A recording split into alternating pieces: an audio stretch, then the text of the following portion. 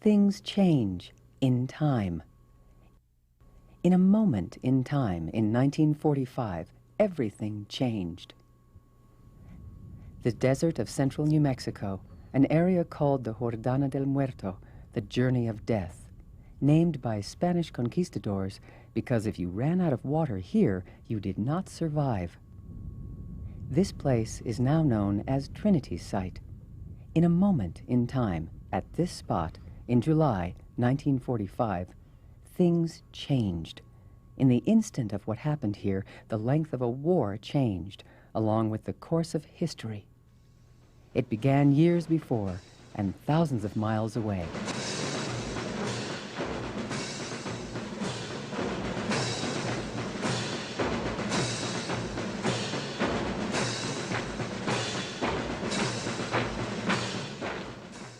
For years, Adolf Hitler had forced the influence of Nazi rule on Europe. To the rest of the free world, his intentions were war, and brutality was his method. Populations were set in motion. I came from Hungary and Germany. I have seen many things firsthand. I was dreadfully worried about my family and all my friends. And I do not believe that people today realize how tremendous those dangers have been, because Hitler indeed could have taken over the world, and with a hair's breadth he could do so. Those of us who came from Europe were more aware of that than our Native American friends. It came in stages, and from very early on, Jews were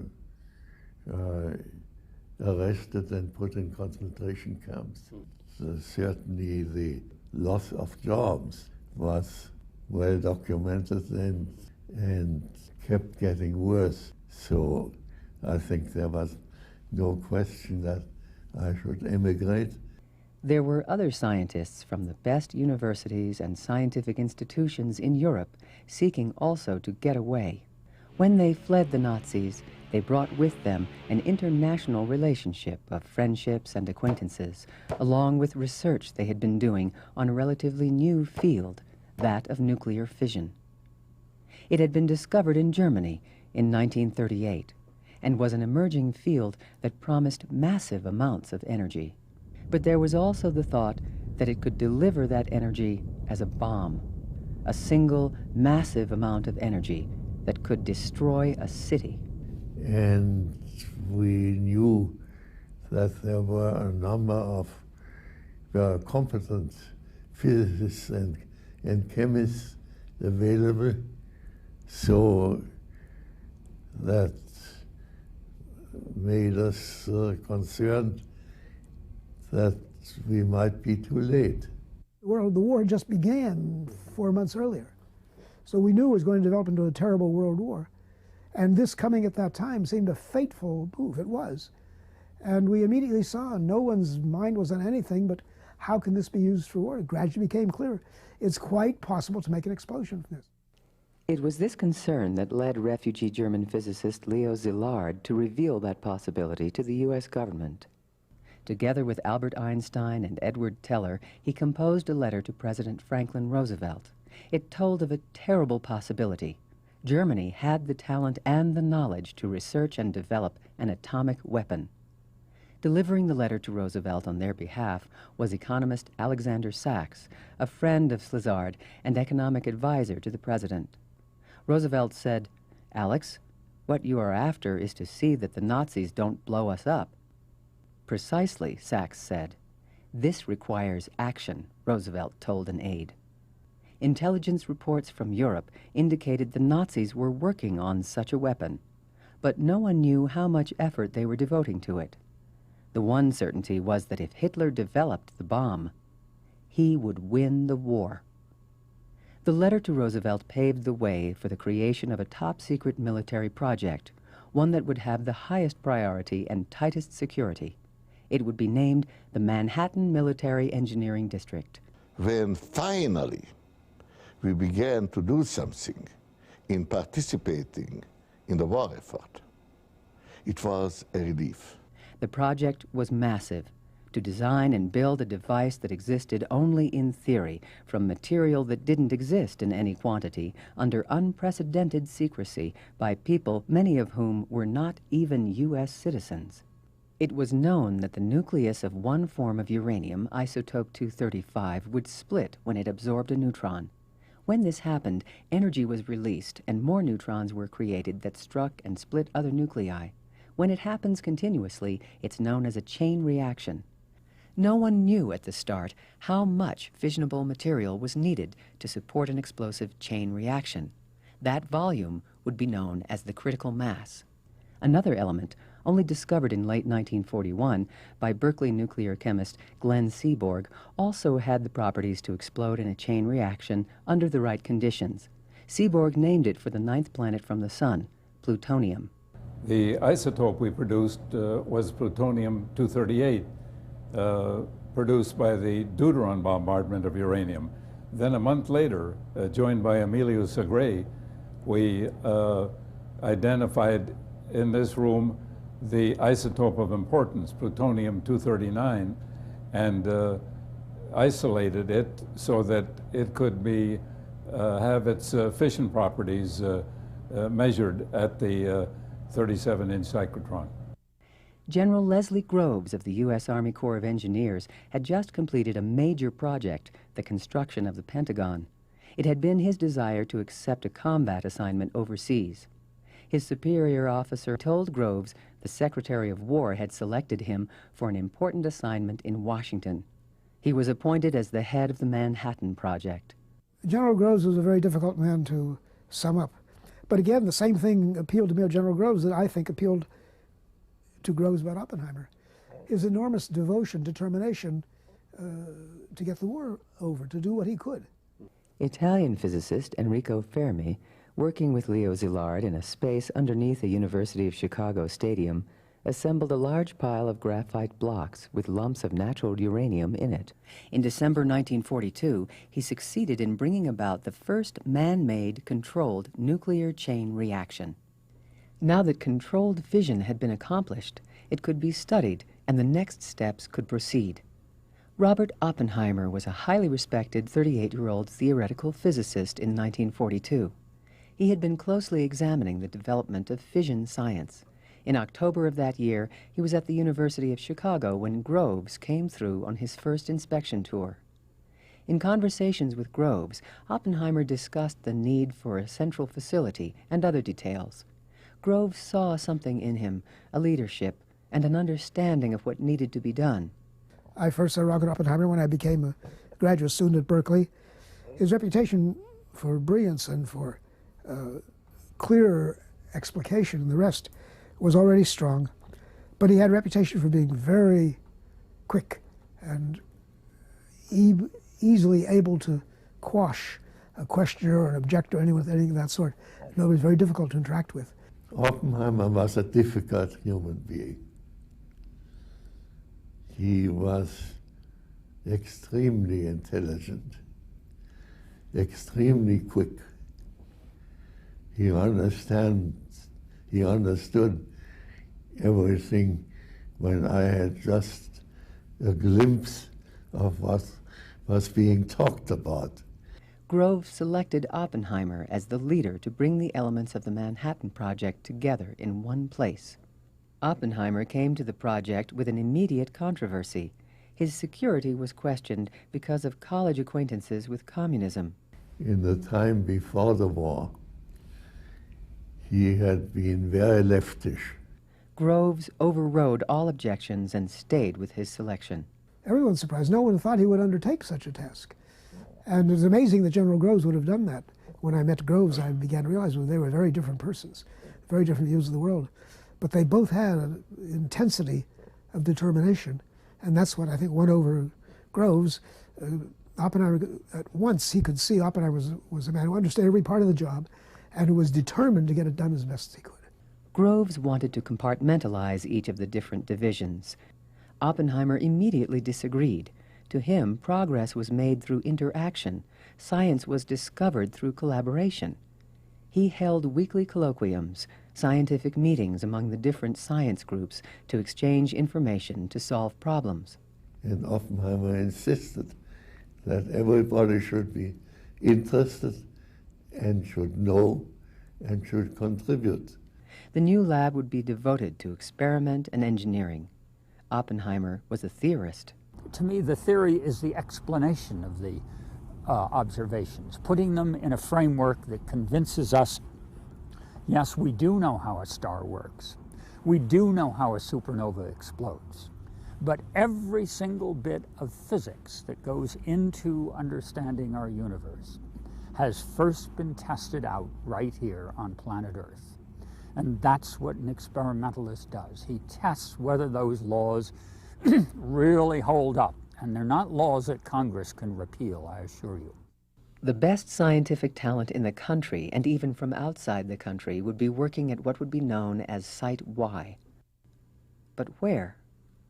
It would have to be in a remote and sparsely populated locale, at least 200 miles from a coastline or international boundary for safety from attack, room for explosives testing, weather good enough for construction to proceed year-round, and enough housing to immediately accommodate the first group of scientists. Major John Dudley of the Manhattan Engineering District found an ideal location in Oak City in south-central Utah. But there were too many residents and too much farmland that would be evicted. Oppenheimer was no stranger to the Southwest. His family had a vacation cabin in the Pecos wilderness of northern New Mexico. The next prospect was Jemez Springs, New Mexico. Oppenheimer and Groves drove there to have a look. Both had the same opinion. The narrow canyon walls were too deep for comfort, space, and security. Oppenheimer remembered a place he had been by while on a pack trip and had returned often as a visitor. It was a boys' school at a place called Los Alamos. In the late afternoon, they drove there. The students and their masters were out on the playing fields, and a light snow was falling. "This is it," Groves said. Located on the eastern slope of the Jemez Mountains on the Pajarito Plateau, Los Alamos had as its occupants some homesteaders and the Los Alamos Ranch School. It was the dream of an ex-Roosevelt Rough Rider named Ashley Pond. It was a school for the sons of wealthy families that was based on a vigorous life. Students wore shorts year-round and slept in unheated sleeping porches. Each student was assigned a horse to care for, and pack trips into the mountains were common. The school had spent its time quietly since the late 1920s, but now its time was coming to an end. School officials started noticing low-flying planes studying the area. Cars and military vehicles appeared on the crest of the road that led up from the valley. On December 4th, 1942, the school received notice from Henry Stimson, Secretary of War, that the school was being taken over. Condemnation proceedings were used, and it was decreed all records of the acquisition be sealed from public view. Almost 54,000 acres were acquired. Almost 9,000 acres were public land. Cost of acquisition, $440,000. After Pearl Harbor, we all knew that we were kind of playing an endgame. We got out of school and we're off to war. And so in the beginning of the fall of 42, was already surveyors were around here from the government. Then they took it over, and they ran kind of a mega bulldozer through the place. Absolutely fantastic construction in a very short length of time. We knew the school would be taken over, didn't know just when, didn't know what was really happening. Construction crews started throwing up buildings for administration, laboratories, housing, schools, and everything else a community needed to function. It looked more like a boomtown than a wartime army camp, all mushrooming around the ranch school. So towards the end of this, just before Christmas, these two dudes show up here calling themselves Mr. Smith and Mr. Jones. The first one wearing a pork pie and the second one a fedora. I mean, no way on Mr. Smith and Mr. Jones. Who were they and what's the problem? Well, it took just 2 hours to know that this was Oppenheimer and Lawrence. And we called them by those names among us kids right then because we knew of them so well from our physics courses and things like that. Recognized their pictures in our physics book. Classwork was accelerated, and in February 1943, the last graduation was held. New rows of unpaved streets that snow and rain turned to mud started to define the new community. In January of 1943, the University of California was selected to operate the new laboratory. Recruiting scientists was difficult because prospective employees were already doing important work and needed good reason to change their jobs. Because of security, only scientific personnel could be told anything about the nature of the work. But they were to tell no one about what they did, not even their families. Lamy, New Mexico, 15 miles southeast of Santa Fe. In the spring of 1943, they started to arrive at the small railroad station that looked like it was in the middle of nowhere. Arriving from all parts of the country and Europe were the best scientific minds in the world. Emilio Segre, Niels Bohr, Hans Bethe, Edward Teller, Otto Frisch, Stanislavs Ulam, George Kistiakowsky, Richard Feynman, Edward Macmillan. Some came as consultants and the rest as permanent staff. Santa Fe, New Mexico. To those who came into town en route from across the country, it was hard to see the small town as the state's capital. First stop was an office at 109 East Palace Avenue. Run by Dorothy McKibben, it was the welcome and check-in for all those who came to disappear up on the Pajarito Plateau. She arranged for transportation, housing, and hundreds of other little things that took away some of the apprehension of things to come. One wife said, "I felt akin to the pioneer women accompanying their husbands across uncharted plains westward, alert to dangers, resigned to the fact that they journeyed for weal or woe into the unknown." After leaving Santa Fe, the dirt road up to the site was rough even for that day. Once they crossed the Ottaway Bridge across the Rio Grande, they climbed up a steep road to the top of the mesa. There they were met by the first security gate. Once they made it in, it was a different world. It was a pretty desolate place. The buildings, both for the tech area and for the living quarters, were just being built. And the one thing that was beautiful was the view of the Sangre de Cristo on the other side, but everything on the Los Alamos Plateau was in a mess.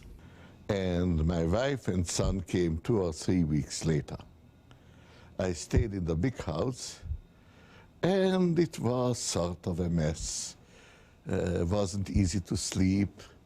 Feynman was beating his drum, which I did not like. But apart from that, of course, the surroundings, I knew it were magnificent. It was wartime. It struck me as being a military camp with an influx of university people, many of whom I knew. So I felt right at home. And of course, famous European physicists who I never met were quite common and walked about. The British were part of the project. They arrived as part of a mission to help work on the bomb. Rows of 4-family apartment houses spread to the west and north, named Sunt homes for the builder. Barracks and dormitories, Quonset huts and trailers. Everyone was a transplant from somewhere else. Because of the mission, because of everything else on the Hill, it became a tight-knit community of scientists, spouses, children, and military personnel. Most people were in their 20s or 30s. The average age was 25. They were healthy and middle class. There was no unemployment. What you did at the lab dictated your social standing, as well as the quality of your housing. From our point of view, it was wonderful. We rarely had a better place to live. First place, there were plenty of food, meat. This was the days of rationing. A lot of the people there had pretty miserable times in their apartments, which were very cheap and rather shoddy construction. To the disappointment of many of the Europeans, they also did not have bathtubs. But they were also, though, the acoustic separation of adjacent houses was pretty feeble. I mean, you always knew when your neighbors were having a party. Some senior lab officials lived in homes previously used by the schoolmasters. It became known as Bathtub Row, since they were the only places that had them. In the beginning of April 1943, Oppenheimer assembled the staff, then about 30, for a series of introductory lectures by his collaborator, Robert Serber, to sum up the studies of the weapon from the previous summer in Berkeley. It also incorporated research done on fission over the past year. It was determined that explosive means would do the job by taking a subcritical mass and making it critical, so the radioactive material would detonate. Two methods to do that had been devised. One was a gun method, where two halves of subcritical material were shot together to form the critical mass, starting the nuclear detonation. It was discovered the gun method would work with uranium, but not with plutonium. With plutonium, there was spontaneous fission, and that produced neutrons all the time, and at a sufficiently high rate that if you had a gun assembly and shooting two pieces together, before they got together big enough to have a big explosion, they would so-called pre-detonate. General Groves had proposed a very stupid way of assembly, which we all made fun of. It gave Neddermeyer the idea of the implosion, which in the end turned out to be the way to do it. Suddenly the top priority really shifted over to the plutonium model. The gun method was the easiest, but the science of implosion would have to be developed also. It required science and engineering that would enable simultaneous and uniform compression of plutonium. Because nothing like this had ever been created, the plutonium weapon would also have to be tested. It would be months before the first significant amounts of nuclear material would be delivered.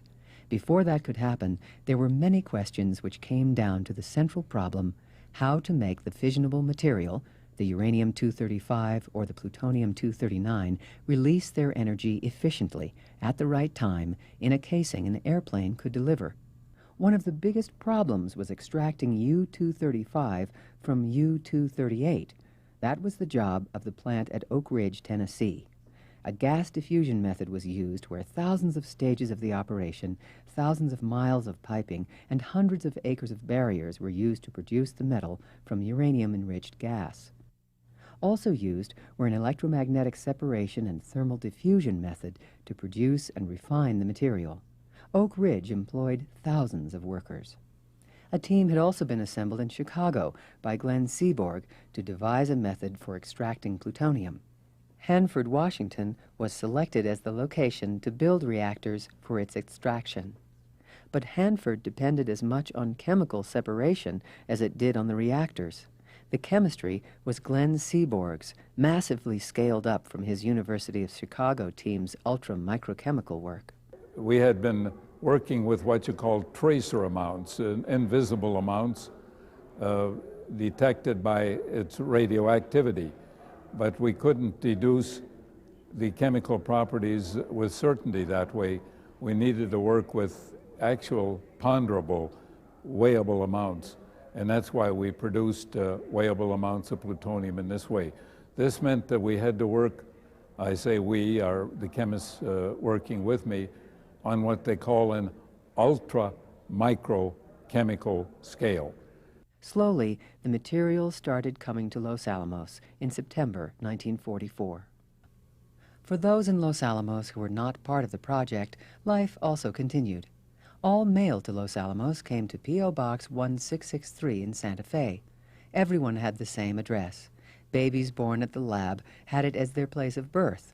It was the address on driver's licenses, auto registrations, bank accounts, ration coupons, income tax returns, and insurance policies. Los Alamos was an army post, one that had more civilians than military personnel. In the first year, 80 babies were born.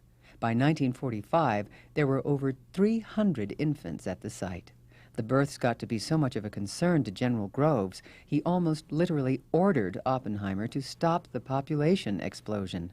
The population doubled every 9 months. Housing would always be short, water scarce, and electricity intermittent. The threat of structure fire was always in the back of everyone's mind. Then there was security. Residents could not travel more than 100 miles from Los Alamos. If you ran into a friend on the outside of the project, you had to give a detailed report to security. Famous names were disguised. Occupations were never mentioned. Everyone was an engineer. The word physicist was forbidden. All mail was censored. All long-distance calls were monitored, which was easy since there was only one phone line in 1943. By 1945, there were 3. The entire project was surrounded by high barbed wire fences and patrolled by mounted guards. Work weeks were 6 days. 12 to 14-hour days were normal. Saturday nights, they partied. They were big and small and were an integral part of life on the Mesa. The young people had many parties and so on. We would tend to go to a dinner with 6 people, what you would do in any university town. Several affairs were usually scheduled every Saturday night. Single men and women scheduled dorm parties that were fueled by mixtures of mixed liquors and tech area grain alcohol. The furniture was pushed back for dancing, and parties often lasted well into the night. My wife and I both enjoyed square dancing, so usually in Fuller Lodge they had a square dance, I don't know, certainly once a month, maybe twice a month. Sundays went on picnics, went to the mountains, went to the Indian Pueblo, went to the ruins, sometimes went even to Santa Fe if we could afford the gas, and so on. It was a good time, it was an intense time. We all worked, I think it'd be fair to say 60-hour weeks, and worked on Saturday by rule, so to speak, by routine. Sunday was the only day off. The work, governed by the urgency from events waged on the battlefields in Europe and in the Pacific, never got easier. But those working on the bomb felt they had the science. It was the engineering that created the problems.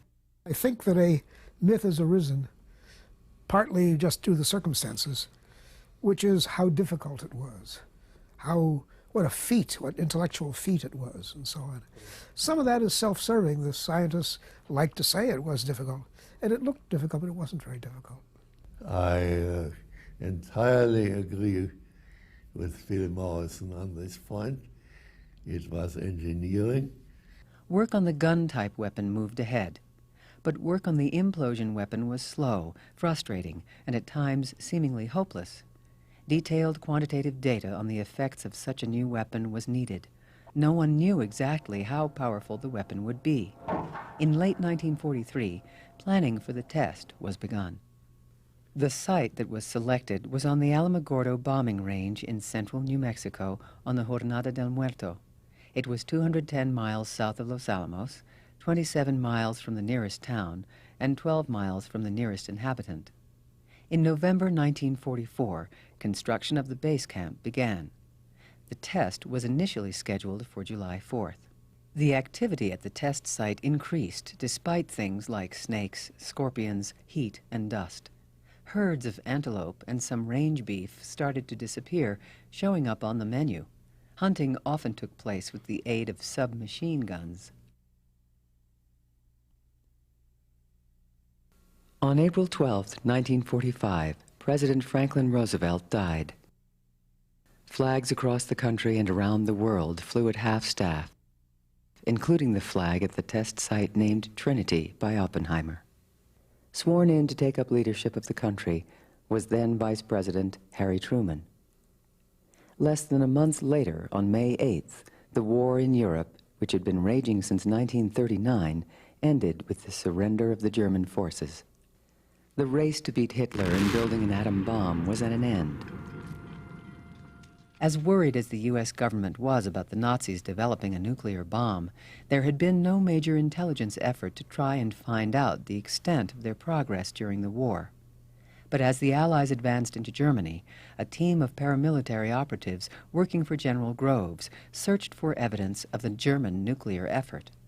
Among their finds, Germany did not have an atomic bomb and was not likely to have had one anytime soon.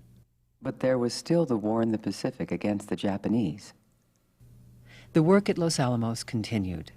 Seth Neddermeyer and other explosives experts had been laboring to discover the nature of creating a symmetrical implosion.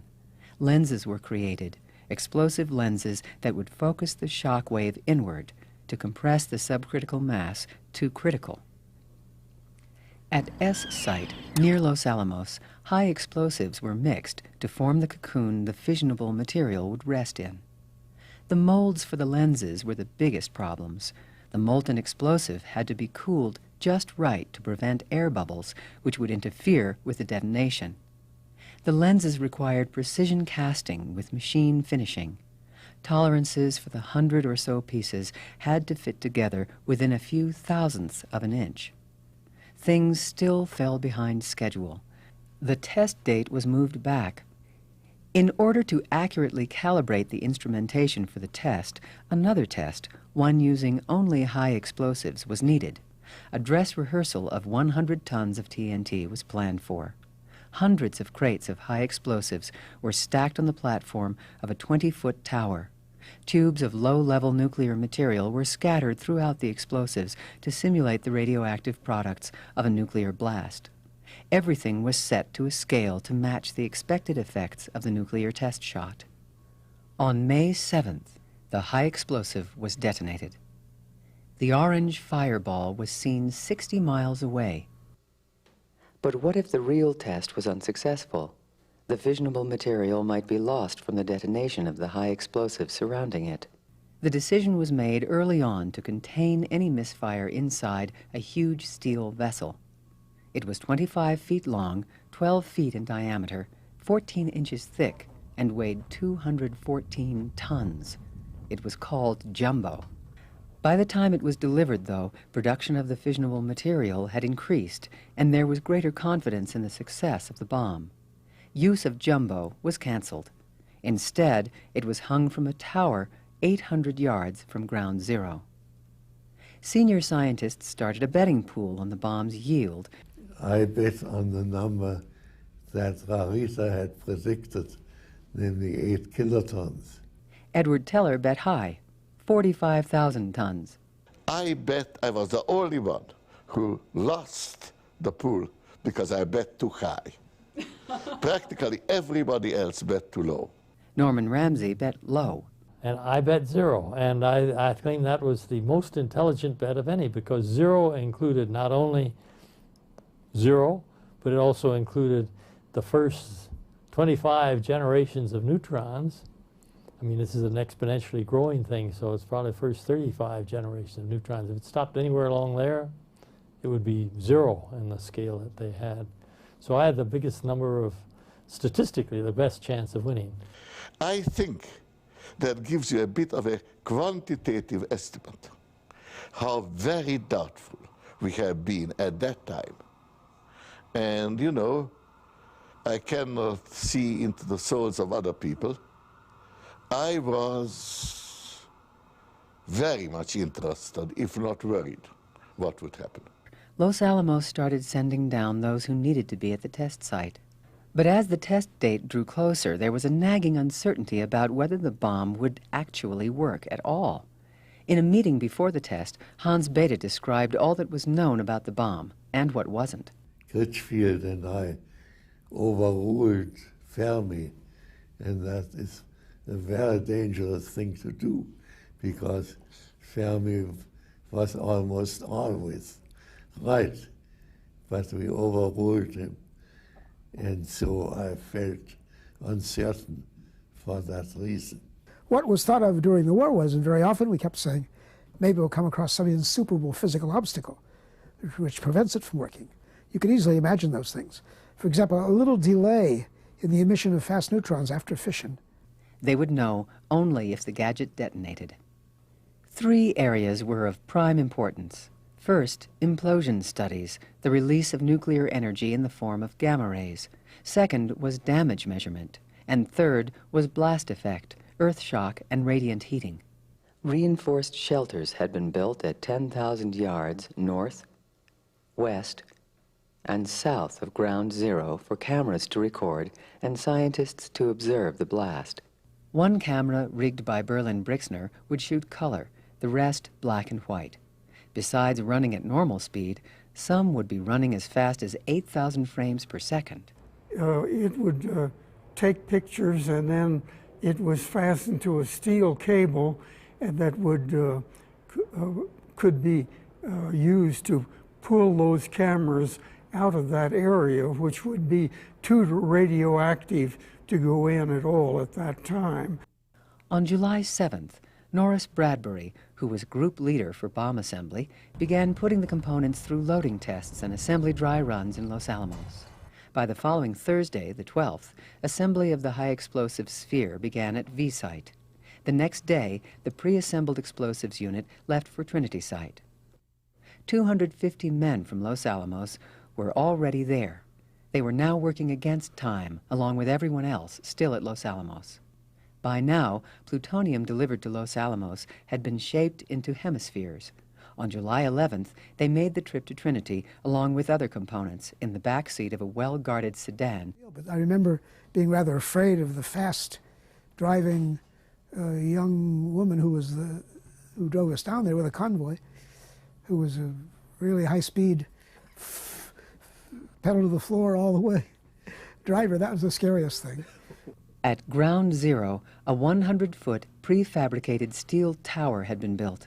It was braced for an electric winch to haul the gadget to an oak platform at the top. On Friday, July 13th, starting at 9 a.m., the pit, as the core would be known, was assembled in a sealed and thoroughly cleaned room at the McDonald Ranch near Ground Zero.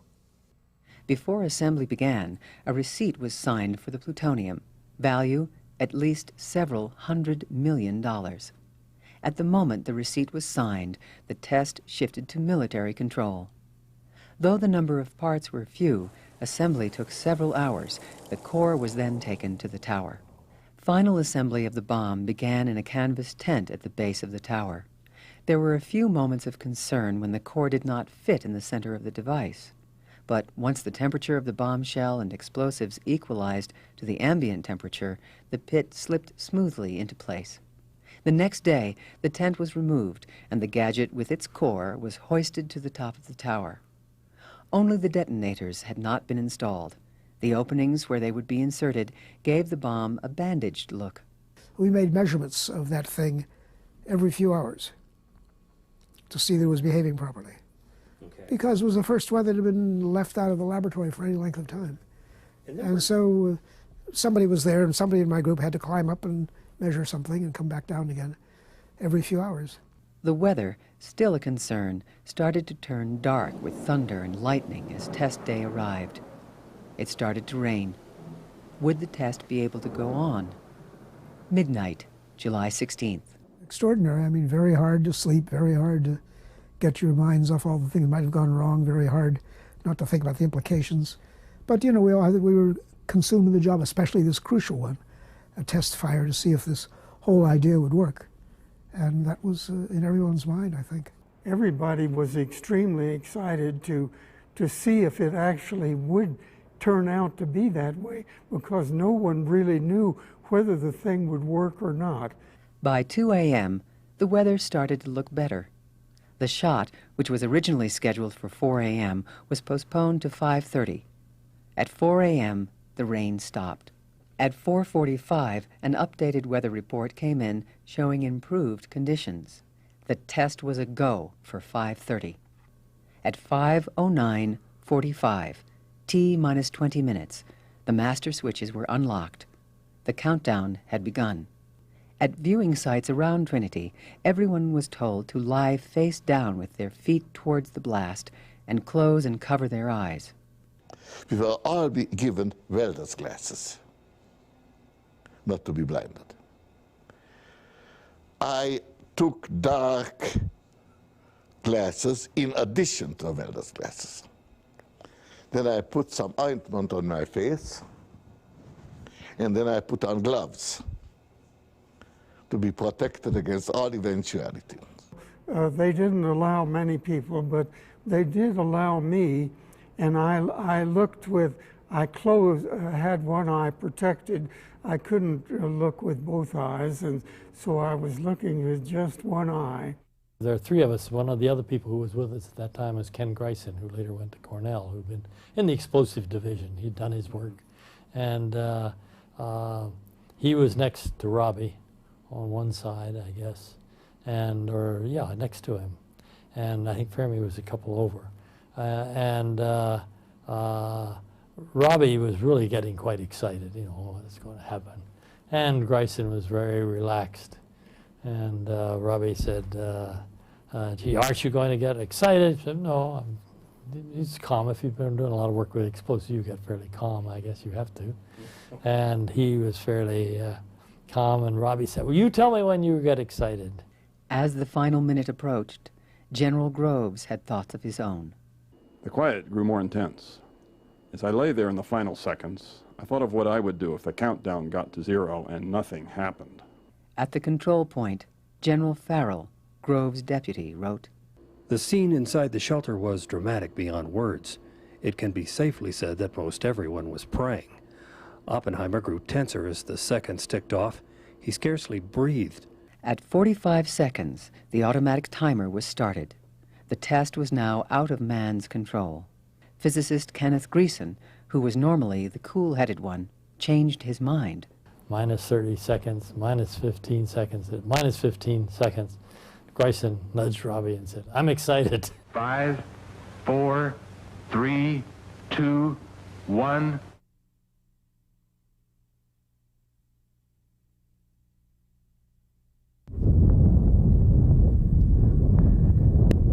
In the dead silence of the morning, at 5:29:45 Mountain War time, the Jornada del Muerto was bathed in an intense flash of a light that man had only seen from the stars. Most experiences in life can be comprehended by previous experience. But the atom bomb did not fit into any preconception possessed by anybody. Norris Bradbury. The light from the blast was the one place where theoretical calculation had been way off.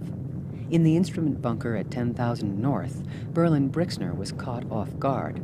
But then I realized that the ball of fire was moving up. So I grabbed the controls of the camera and turned the camera up, and so you see it abruptly, it just suddenly jerks up. I was looking straight at the right spot. There appeared a very small point of light. And my first impression was, I very distinctly remember, is that all? No, you didn't look at the bomb. I'm looking the other direction. The mountains were really like, the sun had just risen temporarily. And when I started to see the point rising and spreading, I did not take off the glasses. By that time, I knew it was big. I twisted the glasses and looked down at the sand behind me. Now, you know, the whole thing was at dawn, 6 a.m., barely light. As I looked down at the sand, it was like you were lifting the curtain in a darkened room. Before I got my hand up to start adjusting the goggles, I felt something that I didn't know. I hadn't been smart enough to interpret, to figure out what was going to happen, and nobody had thought of it, I think. It was a cool desert morning. The sun had not quite come up. The air was still. It had that curious chill of a hot place, which is its coolest hour of the day. And suddenly, on that cold background, the heat of the sun came to me before the sun rose. It was the heat of the bomb, not the light, but the heat was the first thing that I could feel. Physicist Frank Oppenheimer, standing next to his brother Robert, wrote, And there was this sense of this ominous cloud hanging over us. It was so brilliant purple, with all the radioactive glowing, and it just seemed to hang there forever. Of course it didn't. It must have been a very short time until it went up. It was very terrifying. And the thunder from the blast, it bounced on the rocks, and then it went, I don't know where else it bounced, but it never seemed to stop. Not like an ordinary echo with thunder. It just kept echoing back and forth. It was a very scary time when it went off. And I wish I would remember what my brother said, but I can't. But I think we just said, it worked. I think that's what we both said, both of us. It worked. At 4 a.m. up on Sandia Crest overlooking Albuquerque, groups of people who had driven there up the winding dirt road thought the test a failure when nothing happened. Those who stayed were amazed by what they saw. We knew the world would not be the same. Few people laughed. Few people cried. Most people were silent. I remembered the line from the Hindu scripture, the Bhagavad Gita. Vishnu is trying to persuade the prince that he should do his duty, and to impress him takes on his multi-armed form and says, "Now I am become death, the destroyer of worlds." I suppose we all thought that one way or another. The explosion caused excitement around the state. Wire services were swamped with inquiries, and the Army was prepared. 3 weeks before the test, a release had been prepared and sent to the headquarters of the Alamogordo bombing range. It stated that an ammunition dump in a remote part of the range filled with high explosives, gas shells, and pyrotechnics had exploded. Weather conditions affecting the content of gas shells exploded by the blast may make it desirable for the Army to temporarily evacuate some civilians from their homes. Not long after sunrise, what was left of the cloud had started to dissipate. There was concern that the irradiated dust and debris from the blast, fallout, would fall onto neighboring communities. At a few locations, detectors showed rises in radioactivity, but they dropped quickly. Oppenheimer returned to base camp from 10,000 South. When he came back, there he was, you know, with his hat. You've seen pictures of Robert's hat. And he came to where we were in headquarters, so to speak, and his walk was like high noon. I think that's the best I could describe it. This kind of strut. He'd done it. Aye, Robbie. Oppenheimer looked very relieved, as might be expected. After all, it had worked, and the tension was over. Later in the morning, Fermi and physicist Herbert Anderson donned white surgical scrubs and rode in 2 lead-lined tanks to ground zero. Fermi's tank broke down after only a mile, and he had to walk back. Anderson went on and surveyed the bomb's crater through a periscope. The 100-foot tower had been vaporized. All that remained were the twisted stumps of the footings that were anchored 20 feet into the ground. Covering the ground was a green glass-like substance made up of sand fused by the bomb's energy. It would later be called trinitite. Oppenheimer estimated the blast at 21 kilotons, 21,000 tons of TNT. I. Rabi's bet in the pool was 18,000 tons, mainly because all the low numbers were taken. He won. The bomb's yield exceeded the most optimistic predictions. There was still a great deal of work to be done. This was only a rehearsal. We went up that to Los Alamos, and the most interesting thing about that was the collapse of security in the dining halls that evening, because everyone was exchanging experiences about the explosion, where they saw it from, what it was, and so on. A general, not just a few people, but a roar of such discussion. In Potsdam, Yugoslavia, President Truman and British Prime Minister Churchill were meeting with Joseph Stalin to decide how to end the war in the Pacific. It was not their preference to include Russia unless absolutely necessary. We were very interested to hear what Truman had told Stalin about our test. That is, we were told, yes, Truman had mentioned it, and Stalin had reacted in a non-committal way. Because he already knew. He already knew. After the successful test at Trinity, Leo Szilard, who began what became the Manhattan Project, was concerned that the weapon, which was made to stop Hitler, should not be used. He and other scientists felt it should be demonstrated to Japan to encourage them to surrender. He started a petition among the scientists to appeal to the president to consider alternative plans. Even before the test, sometime, I believe, end of June, I got a letter from my very good friend, Leo Szilard, whom I had driven to see Einstein at the time when he signed the letter that got things going. And he had circulated a petition that the bomb should not be dropped before the Japanese were first notified. Will I please sign it and circulate it in Los Alamos? Szilard was in Chicago. I wanted to sign it, but I felt I could not circulate it without showing it to Oppenheimer. That I did. And Oppenheimer got very excited. That is completely wrong.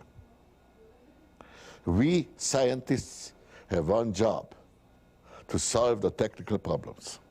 We don't know anything about the Japanese. We don't know anything about politics. We should shut up about all those things. Now, I had strong feelings about it, and I wanted to sign it, and I wanted to circulate it. But on the other hand, what Oppenheimer said made sense, and he also had tremendous prestige with everybody, including me. I did not sign the letter. Oppenheimer, Lawrence, Compton, maybe Fermi, came together in a meeting and decided they did not know any other way to use the weapon effectively than to actually drop it. And I, retrospectively, I agreed at the time that it should be dropped, and I agree even more today. And we knew definitively 1 week later when Penny gave his famous lecture on the effects of the bomb at the colloquium on the Thursday after the Monday. Again, with the same mixture, this is clearly going to end a city and probably with it the war. But by then, the die was cast. The bomb was under control of the military, and the targets had been selected. We are now prepared to destroy more rapidly and completely every productive enterprise the Japanese have in any city. We shall destroy their docks, their factories, and their communications. Let there be no mistake. We shall completely destroy Japan's power to make war. It was to spare the Japanese people from utter destruction that the ultimatum of July the 26th was issued at Potsdam. Their leaders promptly rejected that ultimatum. If they do not now accept our terms, they may expect a rain of ruin from the air, the like of which has never been seen on this earth. A few hours before dawn on July 16th, while the scientists at Trinity's site waited for the test in the New Mexico desert, the primary components of the gun-type uranium weapon were being hoisted aboard the cruiser Indianapolis. The ship set sail for the Pacific island of Tinian in the Marianas. A few weeks later, on August 6, 1945, a B-29 named Enola Gay took off in the early morning hours. Just after 8 a.m., it dropped the weapon named Little Boy, which exploded approximately 1,000 feet over the Japanese city of Hiroshima.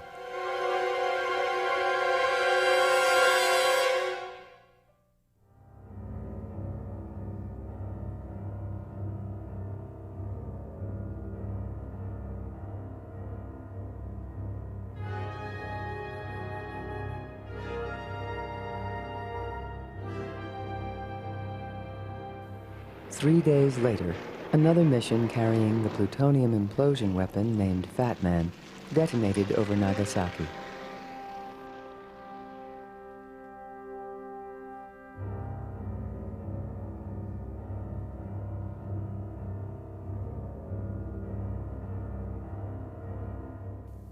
A few weeks later, the war ended with the Japanese surrender on the battleship Missouri in Tokyo Bay. World War II was over. Let us pray that peace